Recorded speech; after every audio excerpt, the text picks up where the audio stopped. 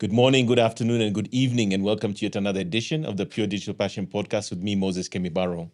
My guest today is Kamal Budhabhatti of Craft Silicon, Little Cab, and also BluBeetle, a new AI business that he started that is sort of spinning off from his technology enterprises.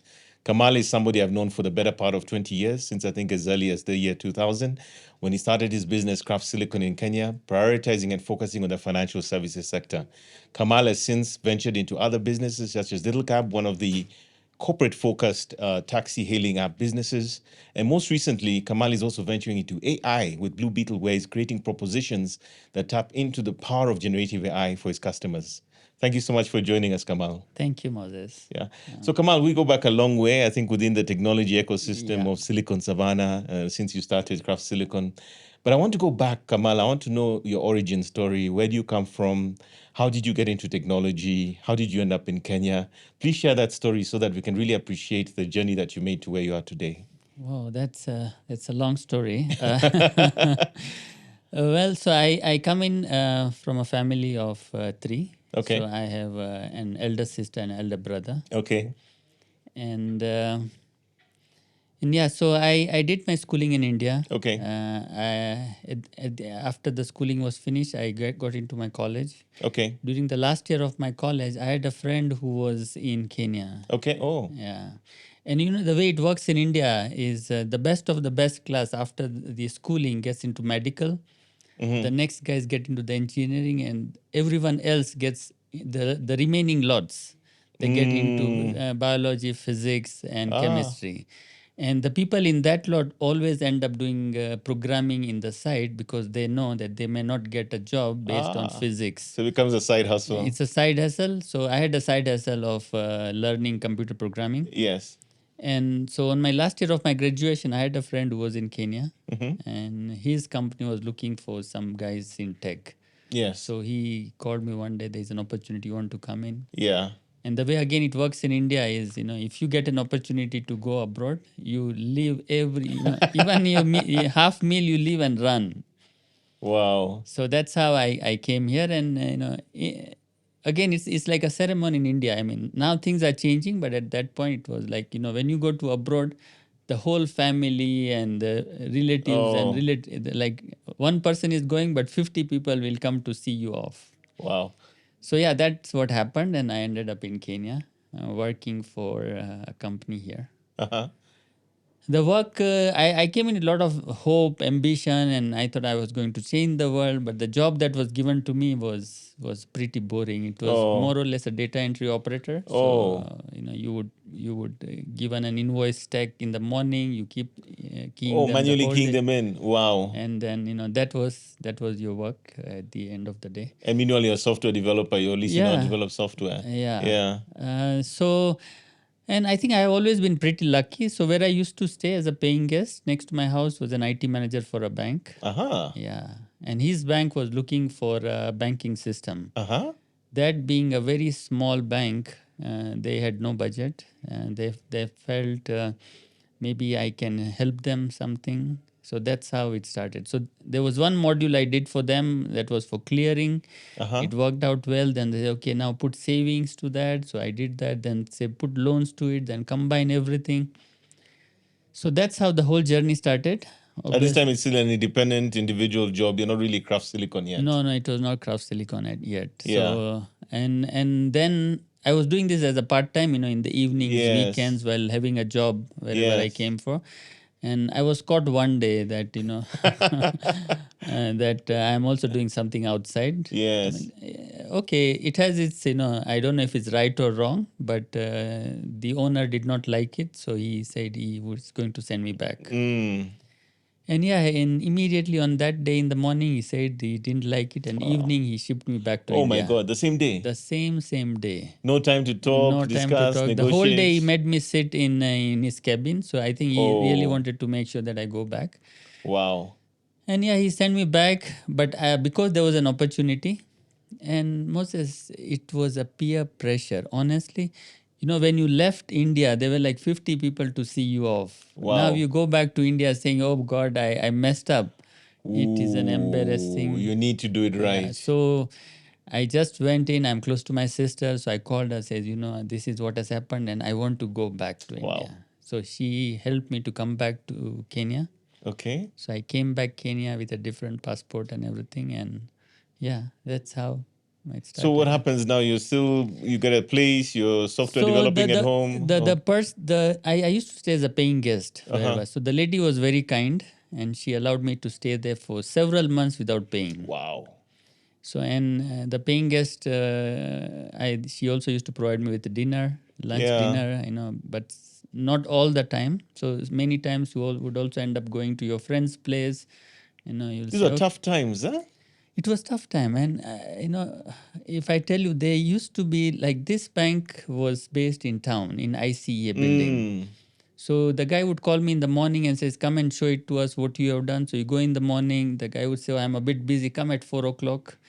Now you have walked all the way from Westlands to town. Now you don't want to go back home and do something. So I used to literally go to Huru Park and sit under a tree And wait. and just wait, Oh wait, my wait. God. So those were good days. I think When you reflect in a when you way. reflect in a way, those were really good days. I miss them. Wow. Yeah. Yeah.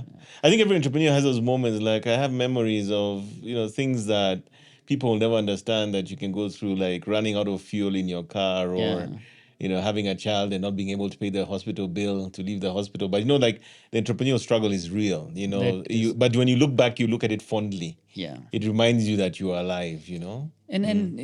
If you look at it, it's not really, I don't call them struggles. I call them love, labor love, maybe. You are doing that labor, but you are loving that thing. So you don't feel that.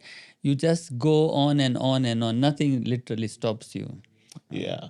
So tell me more about now. How does Craft Silicon come into being at that point? So after that customer, it took me about 3 to 4 years to do all that thing.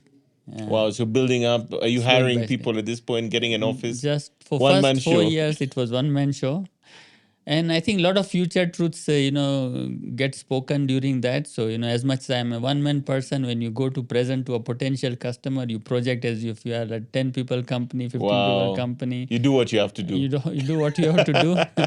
And interestingly, one time one of the reporter who was interviewing me at some public place asked me, "So that means, Kamal, were you lying? You would go to a potential customer. I'm the only person, but I would still go to a potential customer and say, yeah, we are a 15 people company. We are based here. I have a full software ready." In my back of my mind, I know I have nothing. So he actually asked me in public saying, Kamal, so that means when you were starting, you were lying.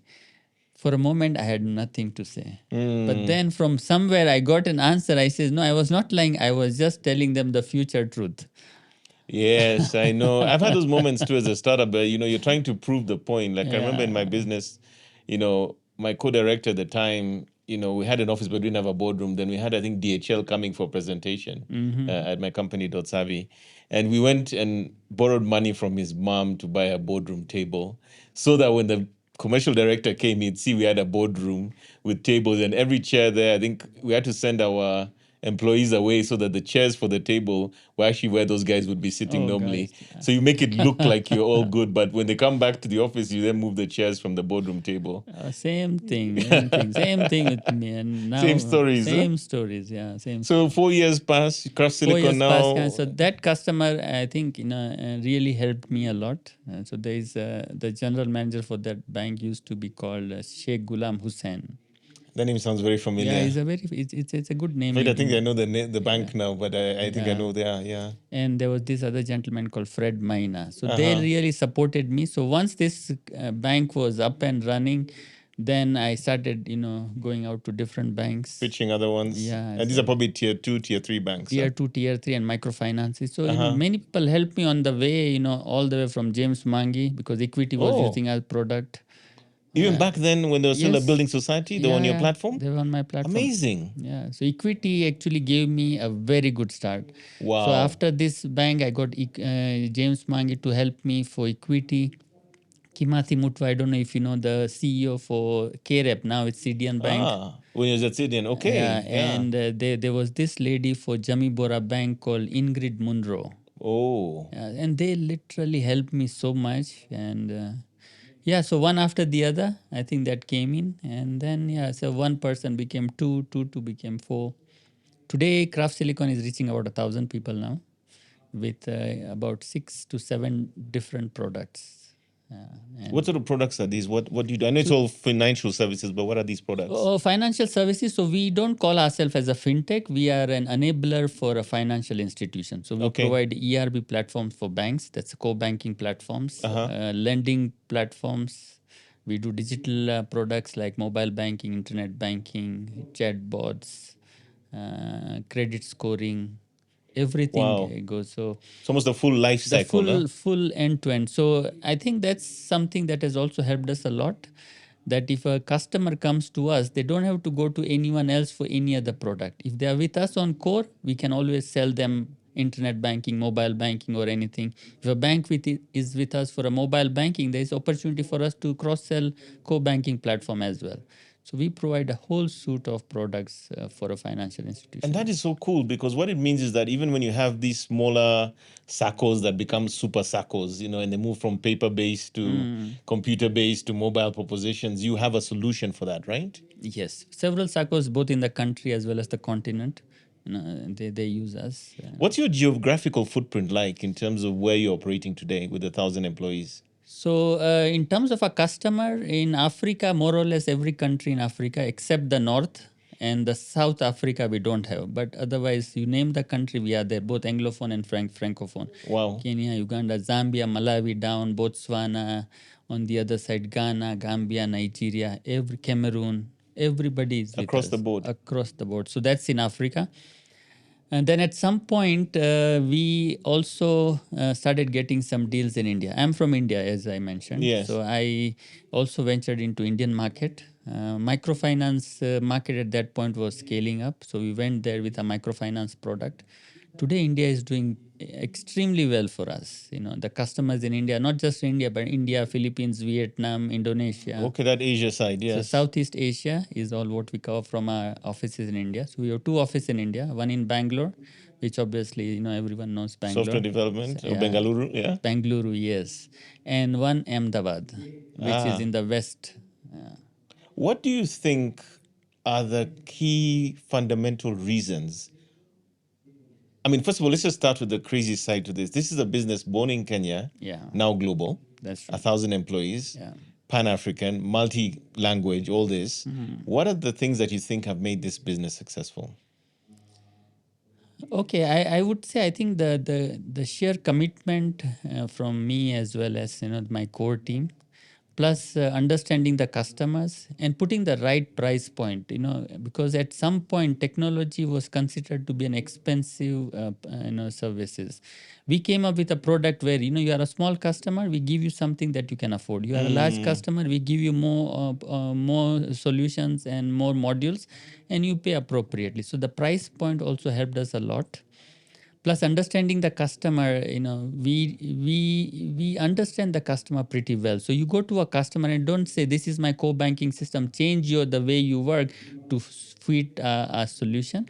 But we understand them well. And if you look at some of the early speeches of James Monk, even one of the book that he had written, he had clearly mentioned that the growth of equity in those early days were because of the technology solution that was highly customized to that need. And I still remember, James would call me one day, in the evening and say, tomorrow I want to launch this product. Can we have it ready? He Wow. would sit overnight. Even he would, sit with us and say, no, let's do it like this. James Wang himself. Himself, yeah. I mean, so Wow. it has really helped me a lot to customize the product to suit what the market needs. And being flexible and responsive to what the customer needs. Yeah. So those are kind of like the key principles that have That's taken true. you I where think they are. that has helped us a Yeah. lot. What's the size of the business now? I mean, are you in the Craft tens or hundreds of millions now? Craft would be in the range of about $80-90 million a year. Turnover. Yeah. And that's growing annually. It keeps growing. With now, of course, India and other global markets in place. Yeah. So when you combine all the customers sitting on Craft Silicon platform today, we reach about 120-130 million customers and consumers using our products. So if I go to, let's say, a bank, and a bank has a million customers, you go to another bank has a 50,000 customers. When you aggregate all the customers using our product, easily crossing 120, 130 million customers. Amazing. And then I think we were talking earlier, you talked to me a little bit about another key principle, which is the Craft Silicon Foundation. Yeah. Maybe you can tell us a little bit about that and sort of the reason why you're doing that. So I exactly don't know why it ended up starting. I think it was just the upcoming of me and my family and my wife. We felt that education is very critical because we had challenges in terms of getting the education. Ah, So we thought we want to do something into the education space by providing education. And we always felt that we are an innovative company. We just didn't want it to, roll out cash and computers across to give them. We felt we want to do it in an innovative fashion. yeah. So what we did is we took a bus, we put the computers inside the bus, we put the solar panels on the top. It's a fully internet enabled bus. Now this bus goes and parks into slum areas. Students will come inside and we give them free computer education. Wonderful. And then at some point we also formulated a formula where any country that generates certain amount of revenue and above, foundation has to go. So Silicon Foundation now operates in Kenya, Uganda, Ethiopia, India, now getting into Cameroon, DRC, because these are the countries that are generating good revenue for us, and we feel it is obligation to Fantastic. yeah. So where do you see Craft Silicon going, the next 2 to 5 years? What are your thoughts around the next steps? Because it sounds to me like the trajectory is incredible already. So craft, I keep getting several offers from either for mergers, for acquisitions, but craft I don't want to touch it. And the reason I don't want to do that is the revenues from Craft Silicon is helping me to start other businesses. Aha. I don't really have to go to an investor and prove my point that I want to try this out. If I feel that there's an opportunity here, I just go to Craft Silicon, pick up something, some cash, use it out. If it works, well and good. If it doesn't work, we forget and then continue from there. So it has given me a lot of flexibility in terms of remaining innovative, in terms of figuring it out, what new business that we could venture inside. Fantastic. Now, one of the conversations I think that we had with you, I think almost 2 years ago, and I think that was when we're discussing Little Cab, but let's go back a little bit before Little Cab. And I think there's a philosophy that I love that resonates with me as well, because like you as an entrepreneur, I've never really had funding. I kind of have grown the business organically through revenues. Possibly that's why we're pretty small till today, 20 years later. But I like it that way. I like the fact that we control our destiny. Can you share with me a little bit about your journey? Because unless I'm mistaken, your business has grown organically without any funding to date, correct? That's true. So we have no funding. And Yeah. We have everything is self-funded. Everything is organical. So we generate revenues and then use that revenue to grow. So when we started Craft Silicon, obviously I think the investment thing was not there. Business is where you start a business with your own funds and then look for a partner, look for somebody else to grow it. So that's how it grew. And then I think the business per itself grew pretty well. So there was never a need for me to go and look for an investor. We, at some point, and I don't know if you know that, we got an investor. Oh, okay. Yeah, we got a small investment from one of the local investment company. It didn't really work out pretty well for us, so we bought them back. You took the money back to them. Yeah, we took them the money, give them some small return. What used to happen, and I don't blame them, as a founder, we always had a long-term vision. Yes. But these investors had a short-term vision because they wanted to scale the company pretty quickly and then hand it over to somebody else. So it didn't really work out well. The boardrooms were, always arguments. Wow, it was just not the right vibe, huh? And it was not the right vibe. So we felt that, allow us to, buy back. So we sat back on the table, say this is not working. So we just agreed and we bought them back. Fantastic. Yeah. Now, I want to talk a little bit about another topic I think that's close to your heart. And I think as we look at Silicon Savannah, and given that you've managed to grow organically and you've scaled globally, is this question around the startups that in Kenya today seem to be, for lack of a better word, addicted to funding. Every time you see a failure, I think there's been like 4 or 5 companies this year, well-known, prominent, well-funded startups in Kenya, in Silicon Savannah, that have basically gone into either administration or completely closed down. And I'm wondering, because I remember you wrote something on LinkedIn around this, as I did. And, what are your thoughts around that? Because even me, when I come from my historical perspective, when I try to talk to guys for funding, many of them just told me, Moses, go get a job and then use your salary to start your business. Nobody those days, 20, 30 years ago, would give you money. So you had to literally sell, get a paying client, and that is what paid the bills and salaries and all. But what are your thoughts around that, especially for the young entrepreneurs who might want to do what you have done? So I'm not against getting an investment. All I'm saying is if you get the investment, use the money in the right fashion. Because at some point, do your projections in such a way that this money that you are spending today is going to finish at some point. So when that money finishes, are you in a position that the company is generating enough revenue to sustain? Because what's also happening, and I think we are just blindly following the aspects from the West, Yeah. where you take one investment, by the time first investment is getting over, you go and get the other one and the other one and then the third one, and at some point you list it out to It's the just public. loading. Yeah. Yeah. But for Africa, I think I feel, and these are my views. I mean, you don't have to follow what I'm saying. I feel that if you take an investment, your business plan has to be solid enough that by the time the investment is coming to an end, the money is getting used, you have a paying customers, which helps you to sustain. Unless and until you are operational profitable, it becomes very difficult. Otherwise, the CEOs would end up not growing the business, but just looking for investment after the investment. So if he is full time looking for an investment, who is growing the business? Yeah. Exactly. They're not running the business. They're just looking for funding to feed the machine. Yeah. Yeah. No, I like that. That's a very pragmatic view in the sense that it's not about the funding. It's whether you have a plan for the funding. That's and true. basically, at the end of the day, whether the core business actually sustainable. Which brings me actually to my next point, I think, which is Little Cab. Yeah, I wanted to talk a little bit about Little Cab, how it started, how it's doing, how you are differentiated from the other taxi hailing services. And of course, you're one of the largest locally homegrown. Maybe talk about a little bit about the journey of Little Cab as well.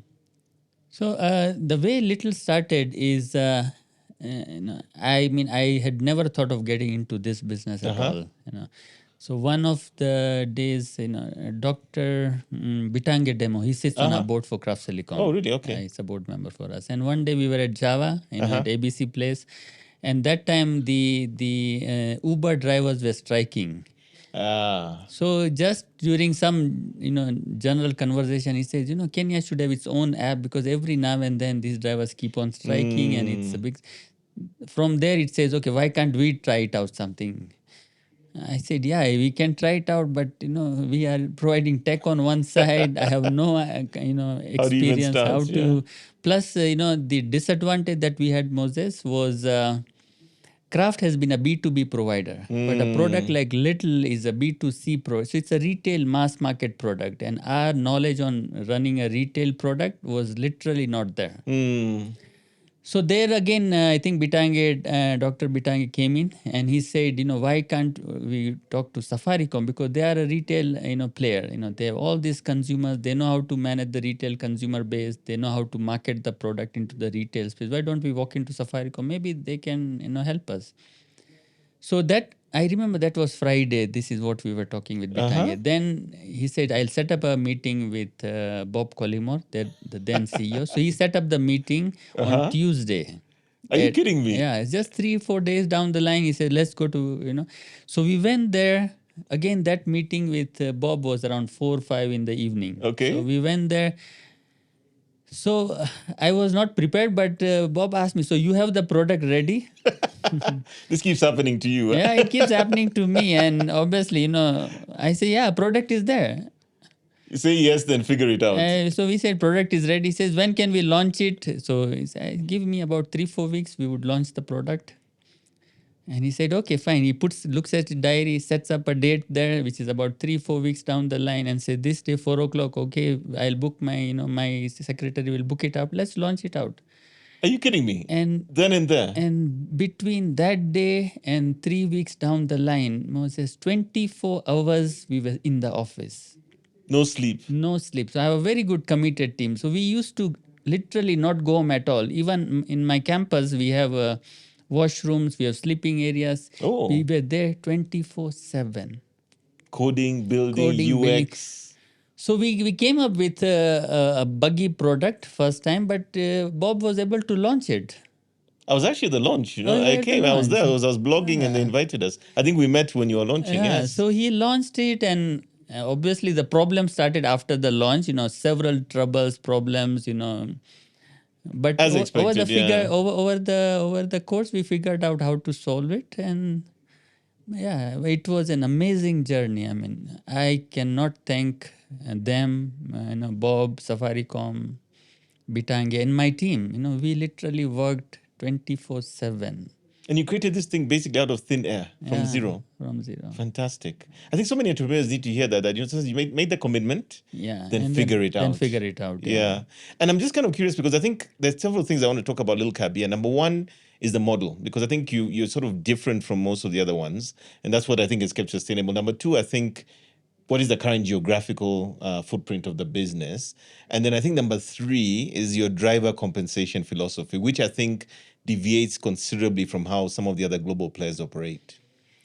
So in those early days, again, I think a lot of things I learned from Bob. Uh-huh. So he at some point mentioned, Little was not growing because, yeah, people were there, but consumers were not growing, and I felt that the price are higher. But Bob says, don't get into the price war. Let's figure it out what we can do differently. So from that day onwards, we have never got into the price war. And what he taught me, I think it was a master class for me. Uh-huh. And he said, look, if you get into the price war, you are never going to win. And you can't win these bigger players who are funded heavily. So you can't win Uber in terms of price war. You can't win Bolt and the others on the price war. Let's sit down together, figure out what we are going to do different so the consumers are willing to pay higher, or give them something different that the price doesn't becomes an obstacle. So I think then the journey started in terms of reinventing our business model, and we felt that instead of going after a retail customer, if we go behind a corporate customer, where we sign in a corporate, and the staff of those corporate, when they're moving around, they use Little. And then give them so many things in that product that the customer would not just look price as an entry point. So today Little is slightly expensive than all the offerings in the country, but a corporate would still use Little because the bells and whistles that come along with the product, things like maker checker, approval process, integrating to their ERP It's been platform, tuned for the corporate so environment, well. Yeah. I mean, there are corporates who were with us. They felt the price is slightly higher. They left us and they've come back to us again after, because the amount of thing that we give them. No, There's so many value adds. So many value adds. So it's the same philosophy. Listen to the customer, focus on the customer, give them what they want. Yeah. Awesome. So and that's worked. Has worked. And then the geographical side, how big is this again, business? I think Little is also not funded. We are just organic. Wow. It's just organic. So again, when we make money, when a country makes money, then we use that money to open another country. So currently, Little is in Kenya, Uganda, Tanzania, Ethiopia, and Ghana. 5 countries. Yeah. Fantastic. And let's talk about the driver philosophy, compensation, because you're a little bit different to the other guys there. Again, I think it boils down to, on a corporate customer, when a corporate staff is taking a ride, he would expect some differentiation. He would like the driver to treat him nicely, because that corporate staff could be the CEO of a corporate or a senior official. So we had to make sure the quality of our drivers was well there. That was one. The other one we also had to figure out is, we realized that the drivers were canceling a lot of corporate rides. And when we did some research and meeting with these drivers, they felt that, you see, in the morning, the drivers are willing to take cash rides. They wanted to cash ride so that they can fuel the car to operate throughout the day. So in the morning, they would cancel the corporate rides because they want cash rides. In the afternoon, they were willing to take corporate rides. That was one. The other one is they also used to cancel a lot of corporate rides because they never used to get the money immediately. They would take a corporate ride, then at the end of the week, when us or Uber or them pay the driver, that's the time they used to get the money. So we worked out there, and we allow the drivers to withdraw this cash immediately. So he takes a Oh, corporate ride, immediately you can withdraw the cash. We partner with petrol station. He want to fill his car. We know how the driver is doing. He can go to a petrol station and fill his car without actually giving out the cash. We do small ticket lending to these drivers. So we do all that things to make sure that the drivers do really love. And I can bet, Moses, today if a driver gets Uber, Bolt, and because all drivers have all the apps. that's But true. but Yeah. if he gets a request from other provider and a request from Little, without a doubt he will pick Little. And that's so wonderful again, because again, I keep hearing this recurrent theme. Focus on the customer, focus on the partner, be relevant, remove the friction, make it accessible. I feel like there's these sort of key principles that sort of carry over from one business to the next to the next. And I think price is very critical, but price is not the only factor that drives the business. So today, I mean, one very interesting finding that we have now found out on Little platform is a lot of ladies throughout the day they are using other apps. Aha. You see, because Little is slightly expensive, so throughout the day they would use other apps. But from 6 onwards, 7 onwards, the number of ladies taking Little grows up like this. Aha. Because Little is one of the safest ride hailing platforms. So throughout the day they would be taking any other ride because they want to save some coins here Yeah. and there. But 6, 7 onwards, the number of ladies that come to Little is just shoots up because they feel so safe on Little. They don't mind paying a bit higher, but they want to make sure that they are safe. Wow. And what about the revenue share side? Because I think you give a higher percentage than the others to the driver. Compared to the bold, our competitors, Yeah. our drivers get some Slightly more money. So it's actually more rewarding to them as well. Plus, we are very transparent. Today, if you get the invoice from Little, it's so well clearly said in a very simple terms, not those jargons that the drivers are not able to understand. So when they see a Little invoice, they exactly know how they are making money. Brilliant. So I want to talk a little bit about where you're going now. And I think there's a new initiative you're calling BluBeetle. Yeah. This is your foray into generative AI. And of course, generative AI is on everyone's lips. And I think within that context, you've also built something called Bank GPT. And I'm hoping maybe you can talk about both of those, the new business and what that is and what you're planning to do in these areas. So we have so much data that sits on our platform, so much. So at some point we felt we want to start, using that data to come up with interesting AI models. And help our customers to make the right decision. So that's where BluBeetle came into the picture. BluBeetle is an AI company that is going to work on AI products. And the first we have not commercially released any products from BluBeetle, but the plan is to release 2-3 products in the coming months. One obviously is the statement analyzer. So when you upload your statement, or you have a bank statement, your pay slips are there, your M-Pesa statements are there. You upload any document, system will be able to analyze that and give you the right insights. That's one product that we are currently testing, and the other product that we are testing, which is I think more interesting, is generative AI product, where we give flexibility to the customer to use any language, either text, audio, and get the right response from the computer based on the data that it has. And that's what we want to call it. It's a bank GPT. It sits inside your mobile banking. So you have your mobile banking, log into your mobile banking, then press some buttons there and start asking the questions. Just the way you would ask somebody from the bank staff. Ask them and let the system answer you the way somebody else is answering. Fantastic. And I have a statement I came up with when I started talking and writing about AI. I call it, don't give a human a robot's job. We're reaching a future where these LLMs and even the small language models are getting so powerful, like we saw even with the launch the other day with Apple Intelligence. We're getting to a point where the consumer doesn't need to know what's happening in the background. But what they need is a solution that solves their problem in a cost-effective and pragmatic way. And what's going to happen is the new generation is now growing up with this as granted, as a product that is granted. So unless and until your products don't have the AI components inside, you would be left behind. Yesterday I was giving a talk at my daughter's school, and I was talking about digital literacy and digital rights, because there's this year of the African child where the digital is the focus, and I asked the students who are all under, I think, 12 years old, if any of them know ChatGPT, and all their hands went up. And I was telling them, when I was growing up in university, my ChatGPT was the school library or the Yeah. university library, and if the book wasn't there, I had to hunt down the guy who had the book or the girl who had the book so I could do my assignment. And now you go to Google, you go to ChatGPT, Oh, and you get the yeah. answer to the question. I don't think they even realize how magical that is, but they take it for granted that this is completely and absolutely normal.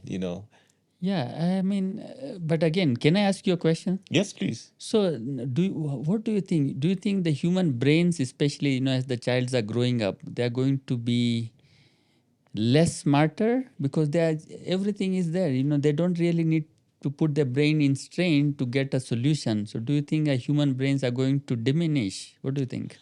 I think there's a very real issue there, because even I will confess that I am doing work probably of 3 or 4 people because of generative AI. So is the brain diminishing? I don't think so. I think what we're doing is we're using it differently. And we're saying Okay. that maybe sub-level or lower level functions, we're sort of delegating to the AI. Okay. But where we need to get creative, where we need to think deeply, where we need to sort of add value on top of the base functions is where the human now becomes unique and irreplaceable compared to an AI.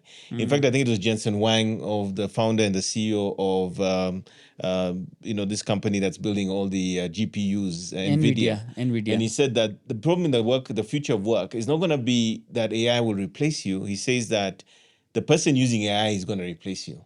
Yeah. And that's the big challenge right now. So the question is almost like, where are you devoting your time in terms of your intellect? Yeah. Is it doing the things a computer can do, or is it doing the things that allow you to realize a computer can do all this stuff, and then you as a person on top of it is able to amplify your ability from a creative and intellectual capability? Yeah. And I don't think they're getting weak. I think what they're doing is they're spending more time less focused on the basics and more on the higher level things. Okay. And I think it's the idea that I think he also said that, right now, because of generative AI, everyone is becoming a form of a programmer, because when you do a prompt, it's a form of programming.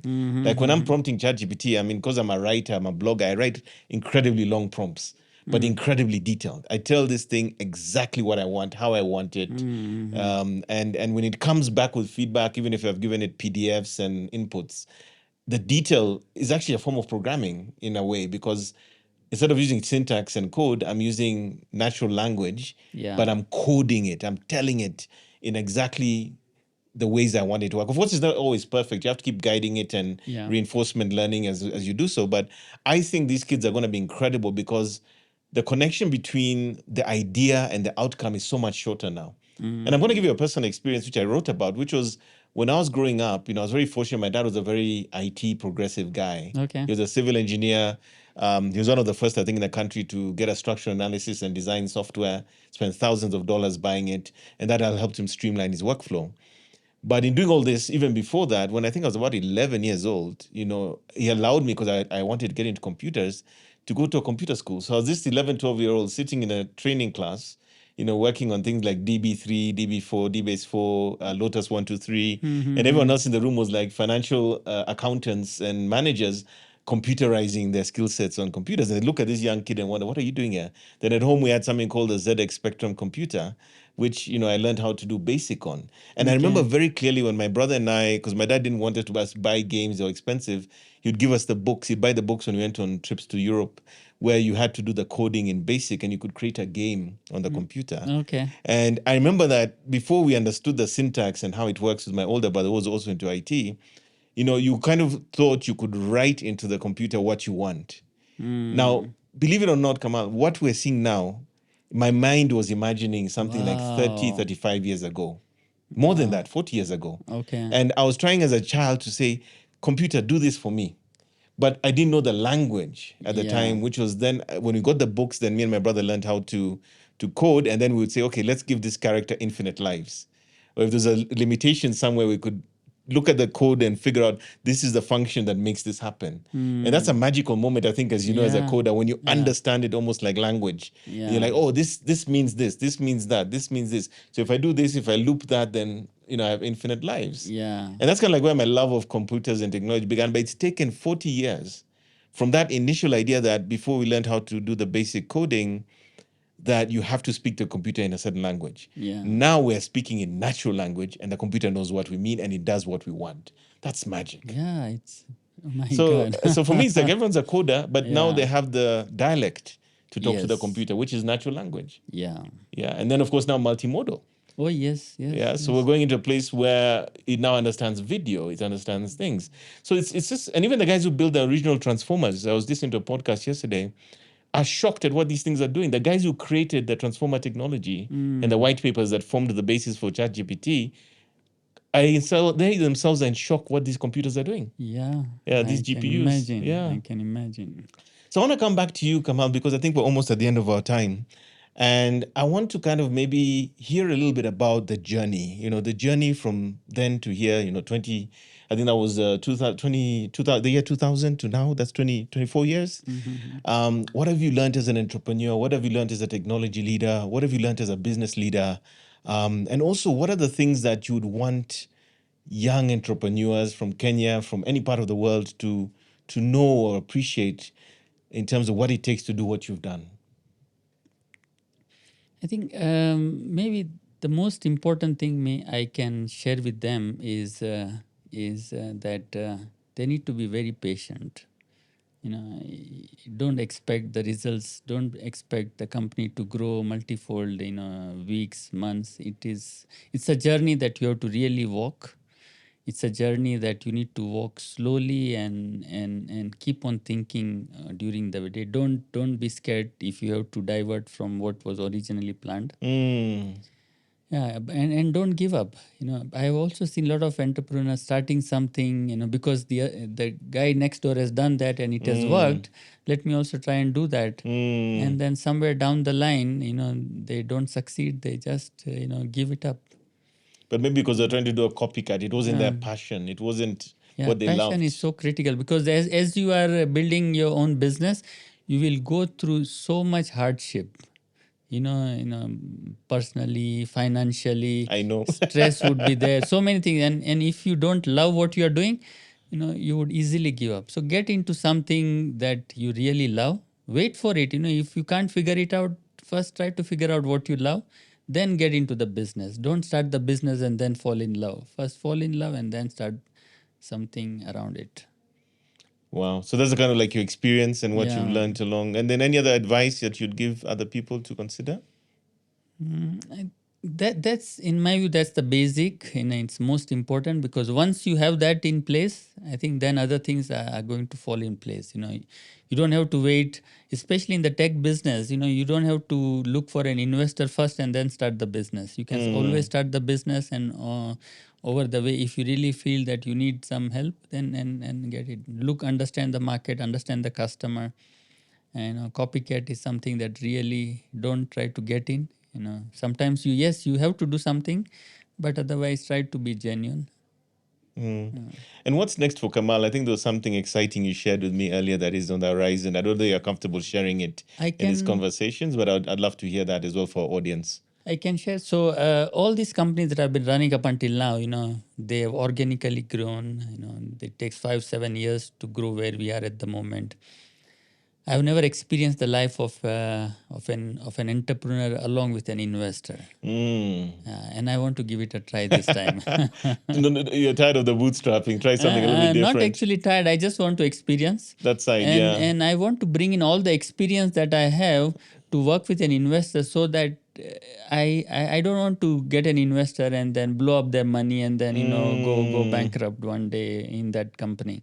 So I want to make sure I get the right investor. I work with them, and I want to get into the so-called unicorn space in the shortest possible time. Wow. Yeah, and let's see. I hopefully I'll be able to do that. But if I can't do that, I would still be happy that I learned something new. Fantastic. Yeah. And this particular product is into the digital lending space. Yeah, it's in digital. So it's going to be more of a fintech, if I'm hearing you correctly. That's true. Yeah.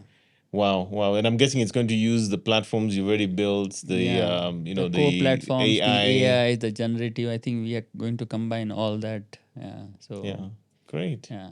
So, Kamal, I mean, you've talked about a lot of things, but as we wind up, I think, is there any thing you'd like to say in terms of where people can find you, how you might want to work with them through, your the different businesses? I'd really appreciate it if you could also give them a chance to see how they can find you and your businesses to engage you. I am a very introvert person, Moses. So you won't find me in social places. Yeah. But the best place to find me is social media. I'm LinkedIn. I'm very active. So you can find me on LinkedIn, or you can email me. Kamal@craftsilicon.com. That's my Okay. email. I don't mind sharing with your audience. Yeah, and I'm very accessible. Walk into me with anything that you have. We can work together. We can, whatever you can learn from me, I'm willing to share. Fantastic. Kamal, thank you so much. It's been a pleasure and an honor. I'm even shocked at how quickly we set this up. Thank I you, reached out Moses. to you after the Standard Chartered event when they launched their new mobile lending app, and I think within 3-4 days we're here. So again, I really do appreciate you making the time. You're a busy guy. You're ready to build a unicorn. You got 1,000 employees to take care of, and yet you are, on our Pure Digital Passion podcast. So thank you so much. It's a great pleasure, and I want to wish you all the best going forward with your new endeavors. And more importantly, I think keep inspiring us and keeping us honest in terms of, the idea that the entrepreneurship journey can actually be achieved in a very sort of humble and frugal way. Moses, you are a very respectable person. I always respected you. So when you ask me to come in, obviously I have to come. Thank you very much. Thank you. Thank you. And there you have it, the story of Kamal Budhabhatti from Craft Silicon, Little, and now BluBeetle in the generative AI space. Kamal has an amazing story. I hope all of you have seen and heard things here that are important and valuable, and hope in some way that these things can, add value to your life, your business, your ideas, your dreams and hopes in the way that Kamal has also achieved his. Thank you so much for joining us, and we'll catch you in the next one.